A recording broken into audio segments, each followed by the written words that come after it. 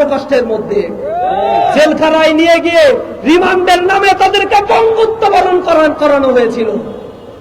এই রক্তগুলো কথা বলেছে। এই ইতিহাস আমরা ভুলে যাই নাই। ফ্যাসিবাদ এই ইতিহাসকে ধামাচাপা দেওয়ার জন্য মিডিয়াগুলো যাতে নিউজ করতে না পারে, তখন দিগন্ত টেলিভিশন, ইসলামিক টেলিভিশন, চ্যানেল 1 এমন প্রতিপক্ষ সহ অনেকগুলো মিডিয়ার উপরে তারা হস্তক্ষেপ করে বন্ধ করে দিয়েছিল।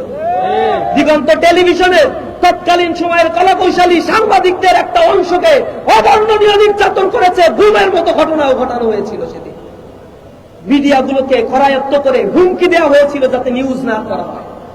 ফ্যাসিবাদ উৎপাদনের কেন্দ্রে পরিণত হয়েছিল এই শাপলা প্রান্ত। স্বচ্ছ রক্তের দাগগুলো এখনো আমরা ভুলি নাই। সেই রক্ত আমাদের দেখে দেখে এখনো কথা বলছে।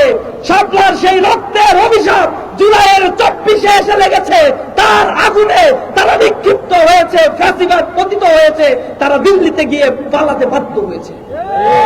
আমরা বলতে চাই, ইন্টারিম গভর্নমেন্টের সময় আমরা এখানে দাঁড়িয়ে মানববন্ধন করে দাবি করেছিলাম, স্মারকলিপি দিয়েছিলাম, সরকারের দৃষ্টি আকর্ষণ করেছিলাম। আন্তর্জাতিক অপরাধ ট্রাইব্যুনালে তাদের মামলা দায়ের করা হয়েছিল। সেই মামলার ক্ষেত্রে আমরা ধীর গতি লক্ষ্য করছি। সরকার ইতিমধ্যে বলেছে জুলাইয়ের মধ্যে এই শাপলার গণহত্যার রায় তারা দিবে।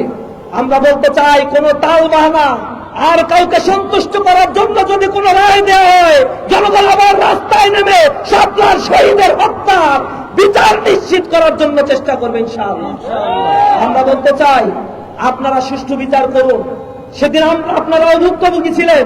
শাপলার ওই সময়ে গণহত্যা পরবর্তী মানুষ ফুঁসে উঠেছিল, হাসিনা বিরোধী মনোভাব মানুষের মধ্যে ছিল। কিন্তু রাজনৈতিক দল হিসেবে আপনারা সেদিন বিরোধী দলের যে ভূমিকা পালন করার দরকার ছিল, বিন্দুমাত্র ভূমিকা পালন না করে সরকারের সাথে আঘাত করে সেদিন রাজনীতি আপনারা করেছিলেন। রাস্তায় নামেন নাই, কোনো প্রতিবাদ আপনারা করেন নাই। আমরা সেই ইতিহাস ভুলি নাই। আমরা